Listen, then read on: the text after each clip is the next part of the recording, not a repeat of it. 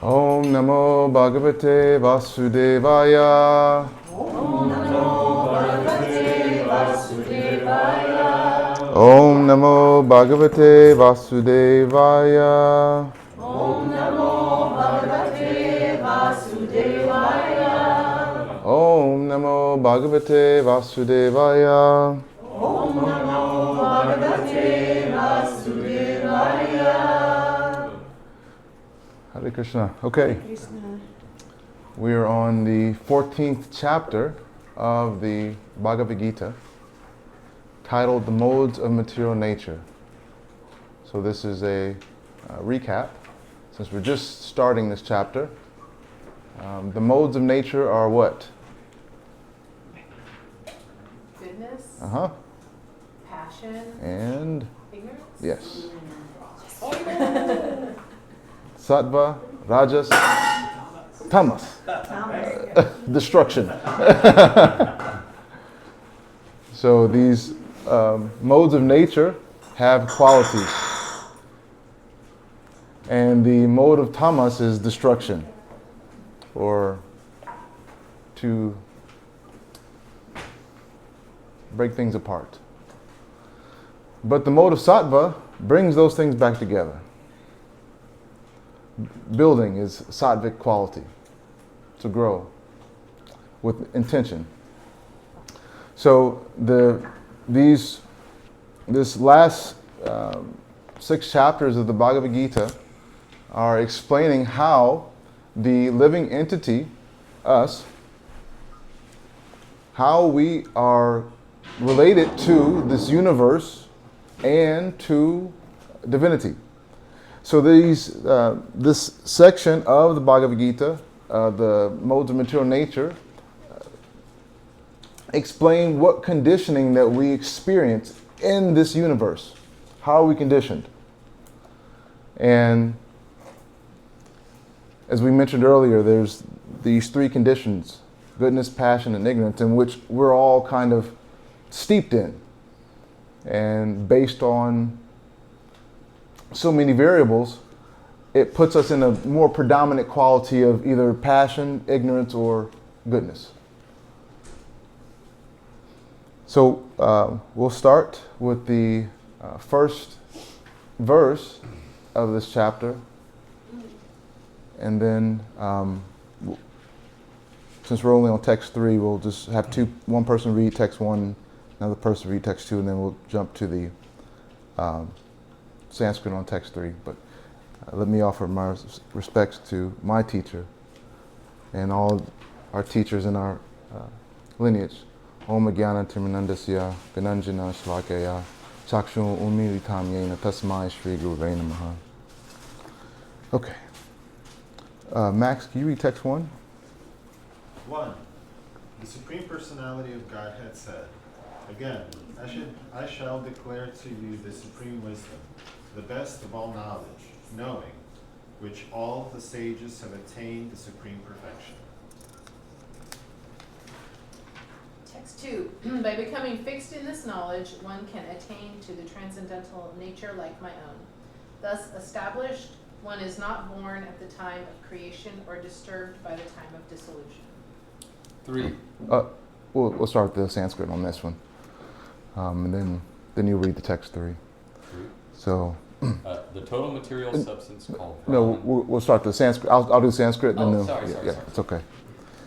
So, Mama Yonir Mahad Brahma Tasmin Garvam Dadamaham Sambhava Sarva Bhutanam Tato Bhavati Bharata Mama Yonir Mahad Brahma Tasmin Garbham Dadamyaham Sambhava Sarva Bhutanam Tato Bhavati Bharata Mama Yonir Mahabrahma Amayonir Mahad Brahma. Tasmin garbham dadamyaham. Tasmin Garbham Dadayaham. Sambhava sarvabhutanam. Sambhava Sarvabhutanam. Tato bhavati bharata. Tato bhavati bharata. Anybody want to try? Amayonir Mahad Brahma. Amayonir Mahad Brahma. Tasmin Garbham Dadhami Aham. Tasmin Garbham Dadayaham. Sambhava Sarva Bhutanam. Sambhava Sarvabhutanam. Tato Bhavati Bharata. Tato Bhavati Bharata. Mama Yanir Mahad Brahma. Mamayonir Mahad Brahma. Tasmin Garmam Dadam Yaham. Tasmin Garbham Dadayaham. Sambhava Sarvabhutanam. Sambhava Sarvabhutanam. Tato Bhavarti Bharat. Tato Bhavati Bharata. Very nice. Mama yonir mahat brahma. Mamayonir Mahad Brahma. Tasmin garbham dadham yimi aham. Tasmin Garbham Dadamyaham. Sambhava sarvabhutanam. Sambhava Sarvabhutanam. Tato bhavati bharata. Tato Bhavati Bharata. Mama yonir mahat brahma. Mamayonir Mahad Brahma. Tasman garbham dadamyaham. Tasmin Garbham Dadayaham. Sambhava sarvabhutanam. Sambhava Sarvabhutanam. Tato bhavati bharata. Tato Bhavati Bharata. Very nice. Mama yoni brahma. Mamayonir Mahad Brahma. Tasmin garbha dadamyaham. Tasmin Garbham Dadayaham. Sambhavah sarvabhutanam. Sambhava Sarvabhutanam. Tato bhavati bharata. Tato Bhavati Bharata. Very nice. Thank you. Okay. Tony, do you mind doing word for word? The word for word? Sorry. So read the translation. Mama, and then the Oh, mama, Mama, my, my, yoni, Yoni, source of birth, source of birth, mahat, Mahat, the total material existence, the total material existence, Brahma, Brahma, supreme, supreme, tasmin, Tasmin, in that, garbham, Garbham, pregnancy, pregnancy, dadami, Dadami, create, create, aham, Aham, I, sambhava, Sambhava, the possibility, the possibility, sarva bhutanam, Sarvabhutanam, of all living entities, of all living entities, tata, Tata, thereafter, thereafter, bhavati, Bhavati, becomes, becomes, bharata, Bharata. O son of Bharata. Now translation. The material substance called Brahman is the source of birth, and it is that Brahman that I impregnate, making possible the births of all living beings, O son of Bharata. So we'll read 2 sentences each, starting with Gray. This is an explanation of the world. Everything that takes place is due to the combination of kshetra and kshetrajna, the body and the spirit soul. This combination of material nature and the living entity is made possible by the Supreme God Himself. The Mahatattva is total cause of the total cosmic manifestation, and that total substance of the material cause. in which there are three modes of nature, is sometimes called Brahman. The Supreme Personality impregnates that total substance, and thus innumerable universes become possible. This total material substance, the Mahat Tattva, is described as Brahman in the Vedic literature, the Mundaka Upanishad. Tasmarit Tat Brahmanam Marupamanam Chajayate. The Supreme Person impregnates that Brahman with the seeds of the living entity. The 24 elements, beginning from earth, water, fire, and air, are all material energy. And they constitute what is called Mahat Brahma, or the great Brahman of material nature. As explained in 7th chapter, beyond this there is another supreme nature, the living entity. Into material nature, the superior nature is mixed by the will of Supreme Personality of Godhead, and thereafter all living entities are born of this material nature.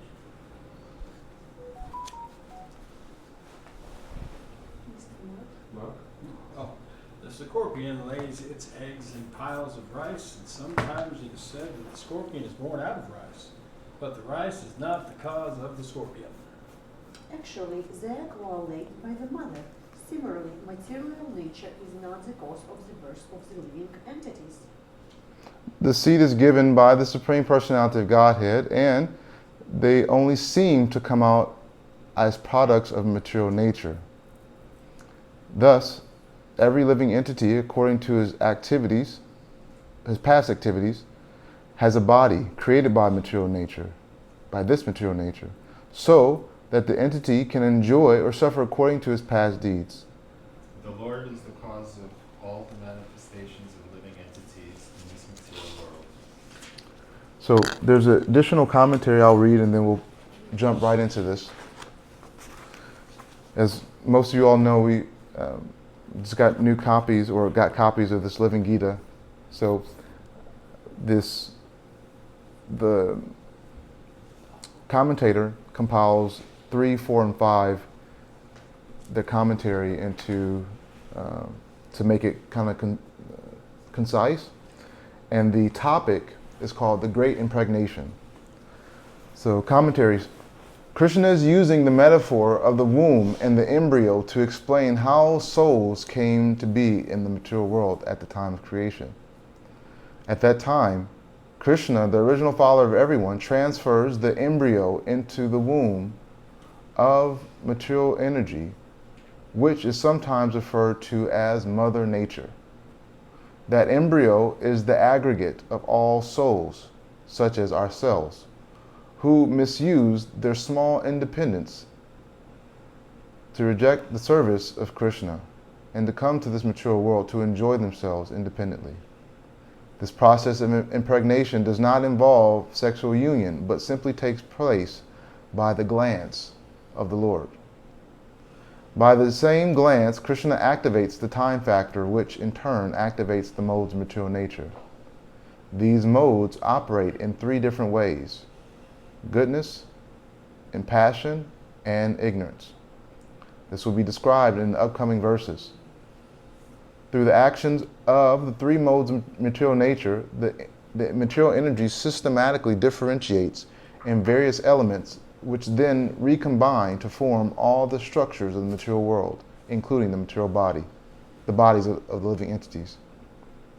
Once we're in the material world, the supersoul, who accompanies us as soon as we arrive, directs us to enter into the sperm cell of a particular father, which is implanted in the womb of a particular mother, so that we will develop a particular type of body and take birth in a particular type of situation which exactly suits our state of consciousness. Since it all depends on our consciousness, we must take full responsibility for our material condition. We cannot blame the divine for our situation any more than a criminal can blame the judge for the sentence. After custom making our bodies, the material energy binds us to them. The 3 modes of material nature are the chains that keep us imprisoned in the jail of material existence. Thus, they lead us to falsely believe that we are our bodies. This is called false ego, or ahankara. Based on this misidentification with the body, we take the goal of life to be bodily pleasure, be it physical, mental, or intellectual. This is illusion. Therefore, the material energy is sometimes called illusory energy. A major point Krishna is making here is that we and the three modes have a long history together. The modes influence us, have had their influence on us since the beginning of this particular universe.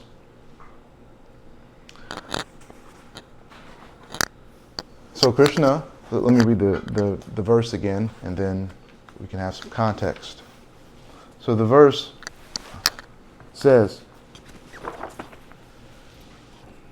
the material substance, the total material substance called Brahman, is the source of birth, and it is that Brahman that I impregnate, making possible the births of all living entities, O son of Bharata.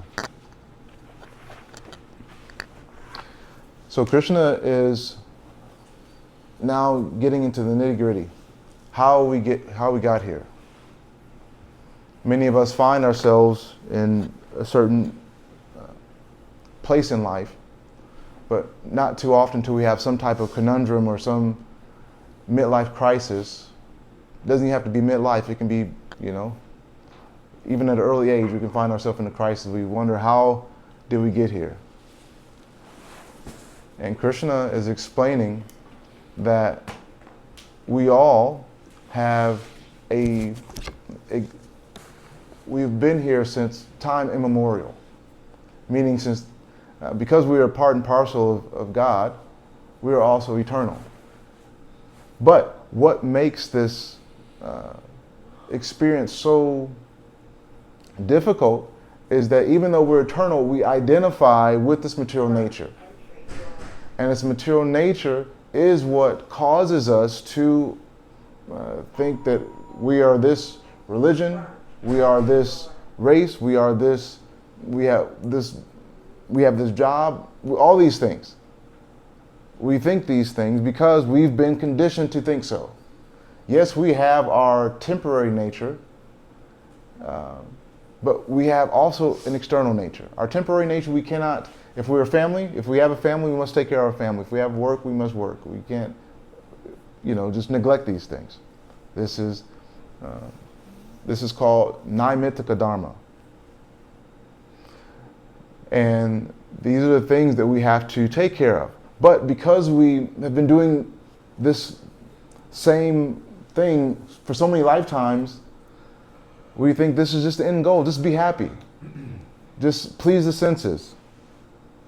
Krishna's explaining, Srila Prabhupada explained in the first part of the purport is that the only thing interacting right now is the soul and these different bodies that we take in different parts of this universe, other universes. We're taking different forms, and we're all identifying with these forms as this is me, aham, I am this thing. And and when we experience something which kind of shakes us out of our reality, it's somewhat uncomfortable. Just like the idea of death. When death shakes us out of our normal flow, it's like, wait, that wasn't supposed to happen. Like, this person wasn't supposed to die. They're supposed to live forever.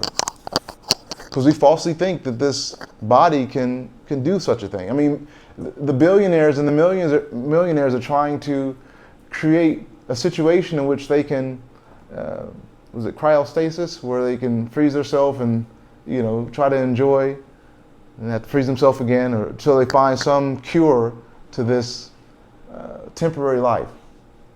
But actually, it's futile. I was raised as a Trekkie. My father used to always watch Star Trek.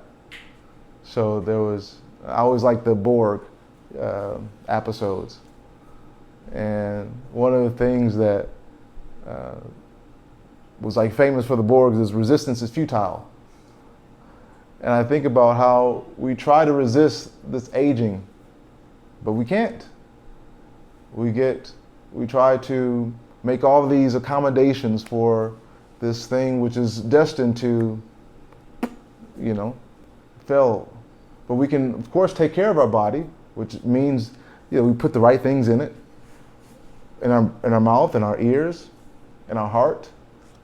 However, do not get attached to these things. So Krishna is explaining that this field, this kshetra, and the satyagya, the knower of the field, which is the soul in this body, like these are the only things really interacting with this nature. However, as spiritualists, we must understand that if we must take this information and utilize it to help us disconnect from this temporary reality. So Krishna is saying that he impregnates with the seed of this material nature called Brahma, and it's also called Mahatattva. Maha means great, Tattva can be translated as truth, but also it is the 26 elements which create or which allow for creation of different species, different planets, all these other things. And so Krishna is explaining that this, in the Vedas, is explaining that this universe is like an egg or a womb. And Krishna, by his glance alone, creates. And therefore, these unlimited number of living entities take birth as trees, take birth as ants, insects, microbes, human beings. And even so far, the Vedas explain that there's 8.4 million species of existence. And of those 8.4 million species, there's 400,000 different humanoid types among this whole universe.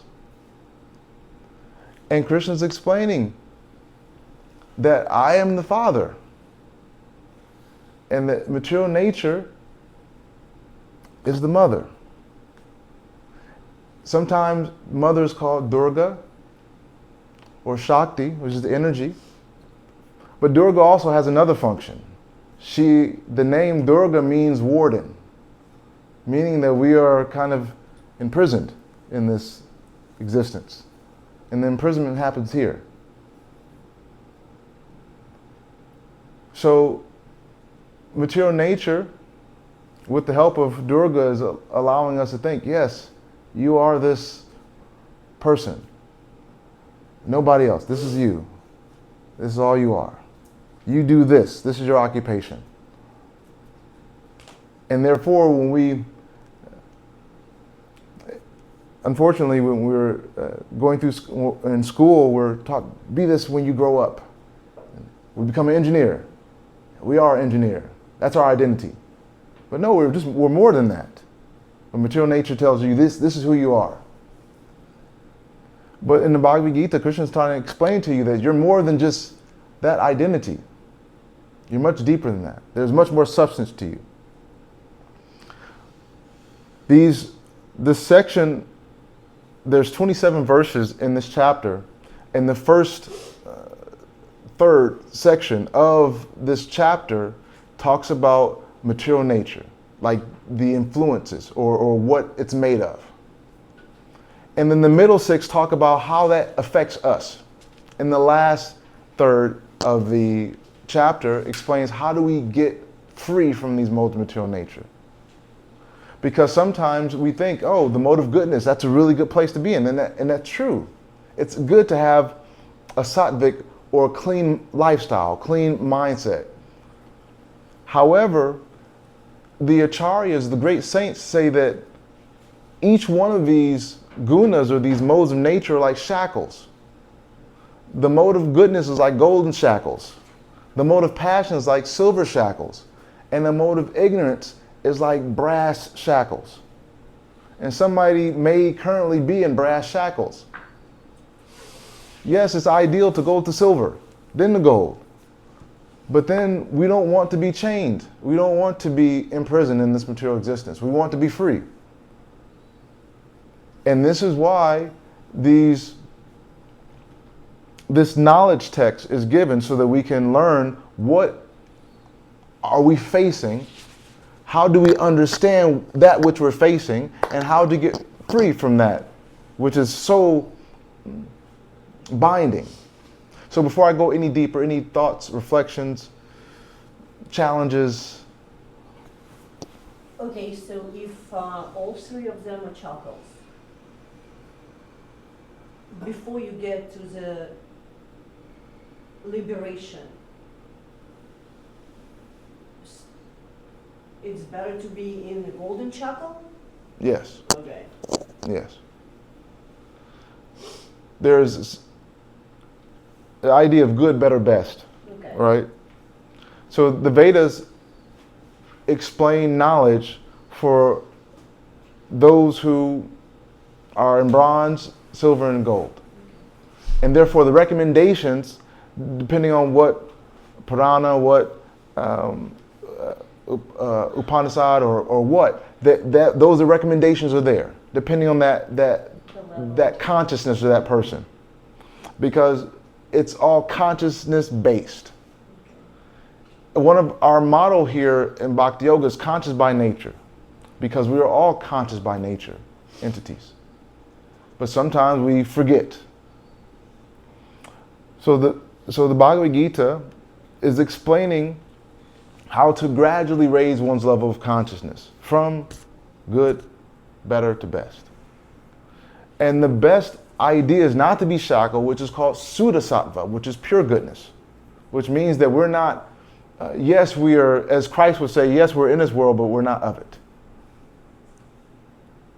And this is the idea, is we should be able to be the best family person, be the best in our field, be the best husband, be the best wife, be the best son. All these, we should be the best in these things, but recognize that this is not the end goal. This is what will help us, especially as, I want to say this term not to exclude anybody, but like we are all devotees of God, whether we call God by whatever name. The idea is to wake up to that realization and act on it. So there's many songs by our acharyas or our teachers that say, wake up, sleeping soul. Jeev jago, wake up. Because we're asleep. And as Jugal very nicely puts it, sometimes you can't wake people who are pretending to sleep. So that's why this practice of bhakti is very intentional, very potent, but also not for everybody. Because sometimes if someone is sleeping, you don't want to hear that you're not your body, especially when you've had all these procedures done to your body. You don't want to hear that you're not your occupation, especially when you've worked so hard for that occupation. You don't want to hear these things. So therefore, oh, bhakti, not me. Let me do something else. But the idea of Krishna in his relationship with Arjuna is he's guru. He is taking him from darkness to light. And sometimes a guru has to be very heavy. Heavy meaning sometimes you have to say how it is. Sometimes you have to be gentle with your wording, but sometimes you have to, you can't put a chaser on it. You have to give straight. And sometimes for some people it's bitter. But Krishna explains that which in the beginning may seem bitter, but in the end is very sweet, is that work which is done in the mode of goodness. And so this process that we're doing, we're chanting, yes, it's fun, yes, it's enlivening, yes, it's enthusiastic. But this is not some song and dance. This is not that. This is detoxification on the highest level. And sometimes that detox happens outside when we're having to deal with regular people, when we're at home. that detoxes, now I have to deal with my mind. There was a song in the 90s, I forget the artist, but so my mind is playing tricks on me. Get up, boys. My mind is playing tricks on me. And our mind is doing that at all times. And so it takes knowledge for us to control our mind. Krishna says in the Bhagavad Gita, if I think the 3rd chapter, don't quote me on that, but in the Bhagavad Gita, Krishna explains that for one who does not make their mind their best friend, their mind is their worst enemy. And for one who makes their mind the best friend, or who controls the mind, it's their best friend. So we have to realize that our minds have a lot to do with our current condition. If we find ourselves trying to control everything around us, trying to be Isha, controller, then we will bump our heads every single time because we cannot control how many breaths we even have. We can't even control so many things in our life, but we try to control. And material nature says, oh, do your best. And then we find out this is futile. So this idea of control is very ingrained. We must have control of our mind first before we try to control outside circumstances. Before I go any deeper, any other thoughts, perspectives? Yes? Several minutes ago, you were mentioning about, of course, the modes of goodness, passion, and ignorance. And we should not necessarily stay in the mode of goodness, but try to transcend these 3 modes to gunas, and come to a platform of sudasapa, the mode of goodness. So I was just wanting to ask if you would be so kind as to share what are things that one can do to make the most out of this mode of goodness, or utilize that as a springboard to really take up Krishna consciousness, or not Krishna consciousness, but just take bhakti, or just yoga a little bit deeper, how to apply it. So I just wanted to know if you can give some examples in terms of how one can at least transcend modes of goodness, passion, and ignorance. What things can one do on a day-to-day basis, something that's practical? Very good question. Regardless of their spiritual background. Yeah. Krishna explains that however people come to him, he rewards them accordingly. So the first ingredient we must have is sincerity. We must be sincere in our spiritual endeavor. If we know that there is a divine being, no matter what name we call them, we must try to go deeper in relationship with that supreme person. In the bhakti path, there are 9 different processes to do such a thing. To gradually raise ourselves from bronze shackles, silver shackles, to golden shackles, to ultimately no shackles. So we were doing this for an hour, this shackle removing process called kirtan. This process is very easy. As a matter of fact, you can just hear. And that's actually the highest thing to do. It's called Shravanam, it means hearing. And this hearing, if done well, can immediately take you out whatever shackle you're in and put you and set you free. But if your hearing may not be the greatest, or if your understanding of what you heard may not be the greatest, then just chant. Hare Krishna, Krishna Krishna, Hare Hare, Hare Rama, Rama Rama, Hare Hare. One can get good at that and chant in the morning, in the shower, cleaning the car, driving the car, washing the car, so many things. At the gas pump, while you're hating putting putting in this money in the pump, you can be Hare Krishna, Krishna Krishna, Hare. One can do that very easily. or reading that information which will ultimately free us from these shackles, like the Bhagavad Gita. If one reads just a sentence a day, open up the book, read a word a day, what to speak of a page, then gradually, whatever shackle you're in will ultimately elevate to become free. You were going to say something? Well, I was just going to maybe introduce, maybe we can agree that we already possess our liberation. We've just been blinded by the material.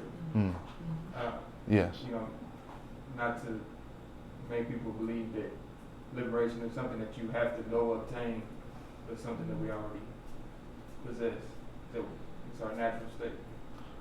Liberation is our, actually it's within us, as you said. However, due to forgetfulness, due to our conditioning, one could say, that we have to do all these things to realize that by nature we are conscious, we are divine beings, one could say. But because of our association, but because of so many factors, our upbringing, then we forget this idea. So therefore, if a mirror is dirty, the ability of a mirror is you can see yourself properly. But if the mirror is dirty, you can't see yourself. So what do you have to do? Clean the mirror. That mirror is the heart. So one has to clean the mirror of a heart to understand, oh, yes, I am, qualitatively godly. Remember that thing I sent you the other day? It was the Srila Prabhupada telling the story about the illiterate Brahmin. Ah. It was a story about Lord Chaitanya going to South India, and he met an illiterate Brahmin that was holding the Bhagavad Gita, and he couldn't read it. He was illiterate, but the idea that he loved Krishna so much for providing the book that he could just look at the pages, and it kind of reminded me of the Bible, of Jesus, like about faith, if you trust, then it will save you, and that was essentially his love of Krishna and just holding the Gita and trying to understand it even though he couldn't read. Lord Chaitanya said was worth, merit. So, gave him merit, that illiterate Brahmin. Yeah. By engaging in spiritual activities, we develop sukriti, like pious credits. Those who came out yesterday, those who are here right now, gain sukriti that cannot be taken from you. It cannot be foreclosed on. You can't be stolen. None of these things can happen. But sukriti is so strong that it builds up. Bless you. It builds up and it allows us to use that balance to properly serve. And once Krishna sees, the person is serving very nicely to my other's child. Even if Krishna actually prefers service to his devotees versus service to him. This idea is mind-boggling for most people who are raised in any tradition that tells one must serve God. But actually in Bhakti, Krishna prefers his devotees are served. Because when the devotees are served, he becomes even happier. So imagine, yesterday we were out there trying to distribute books. We were just, giving out cookies and all these other things. And these people were enjoying these cookies. Oh, this is very nice. What do they get by saying this is nice? What do they get by tasting it? They get sukriti. And a lot of it. That's on the cookie in itself, the name. Yes. So these things are happening automatically. So it's not difficult at all to engage in the process of bhakti. Even if one may say, I don't know about that Krishna person, but I sure like them. I sure like that prasadam. I sure like that sanctified food. I like that stuff.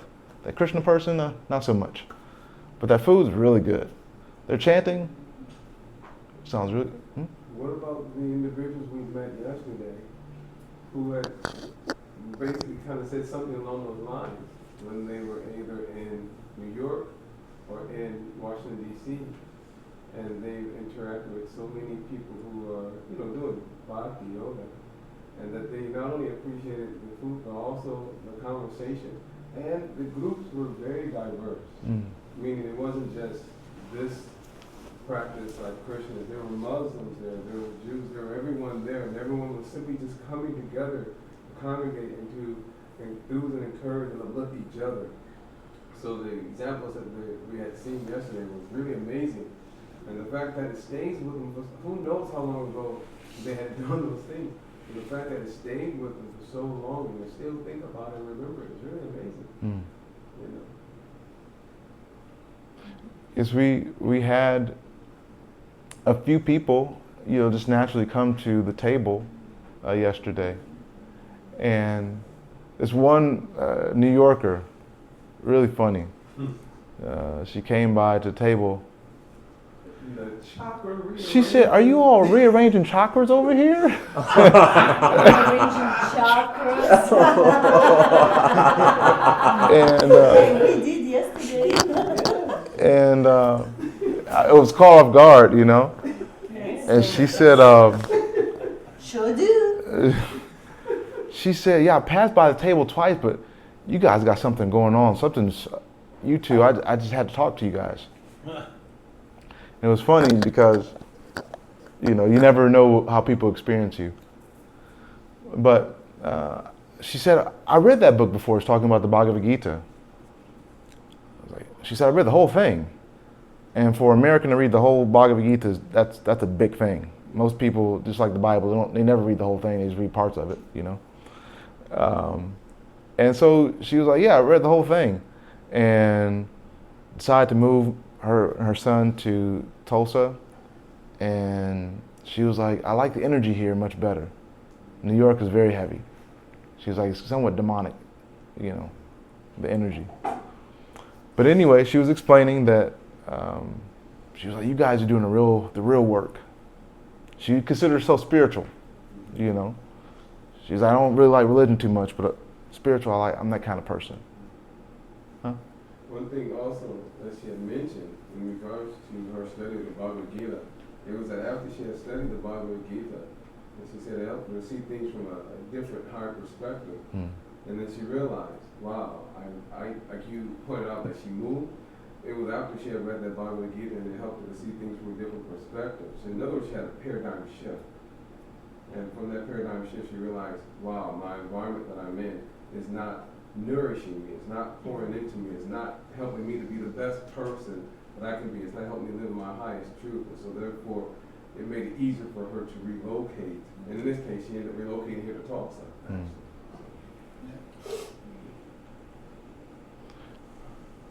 So if I can share this,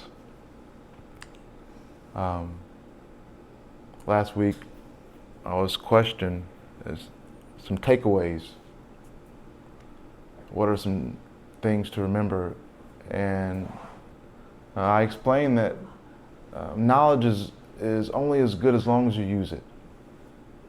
So yes, it's nice to have this community, but use the information that's given if you find it valuable in your life. Because what's good is a library if they're just gaining dust on the shelf. It's just to show, yes, I'm doing this, I'm doing that. But are you actually immersed in it? Are you actually engaged? Or is this some kind of ritual? Just she was going to be here, so I'll say it. One of the things Ebony likes to do is like get a book, read a few pages, put it on the shelf. And then I'm like, no, read the whole thing. You got to read the whole thing. It's no good if you just read a chapter. You got to read the whole thing. I guess it's my weirdness or OCD, I don't know. But yes, this knowledge is meant to be utilized. Utilize it. Yes, the association, the community is addictive. addicting, attractive, but utilize it. What there is to offer, take advantage. Remove these shackles, as Blaze so nicely said, and realize that you are liberated. But you have to be unconditioned first. You have to uncondition yourself before you can do it.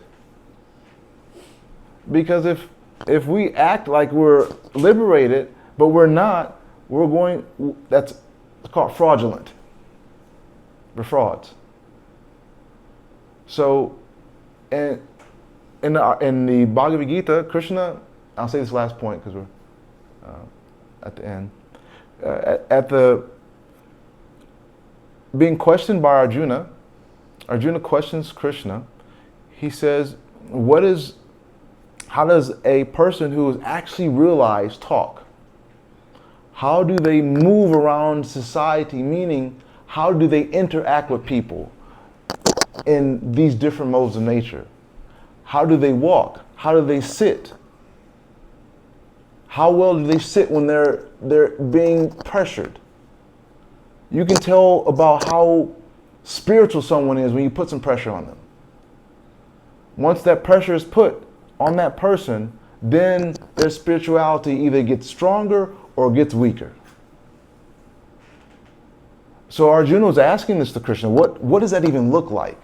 How can we, as yogis, how do we see, oh, this person's actually walking the talk? But in order to walk the talk, we must utilize the information. In order to utilize the information, we must be in association with people who are doing that. Any last thoughts before we wrap up?